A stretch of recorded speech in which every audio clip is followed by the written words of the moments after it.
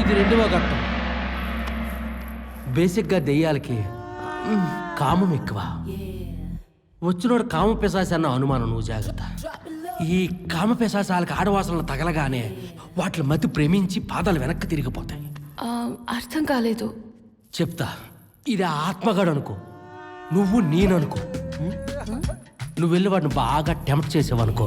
అంటే టెంప్టింగ్ అంటే కళ్ళల్లో కళ్ళు పెట్టి చూసుకోవడం, ఒళ్ళు రాసుకోవడం. అలా చేస్తే వాడికి కొన్ని ఫీలింగ్స్ వస్తాయి. అప్పుడు వాడు కాలు వెనక్కి తిరిగితే దెయ్యం, తిరగకపోతే మనిషి. అంటే నేను వెళ్ళి వాడి మీద పడాలా? నా వల్ల కాదు. నువ్వు వెళ్ళి ఆడి మీద పడకపోతే ఆ దుబాయ్ షేక్ వచ్చి నీ చెల్లి మీద పడతాడు. అరే ఇది నిజం కాదు కదా, జస్ట్ వాడు దయమొగతో తెలుసుకుంటున్నాం అంతే.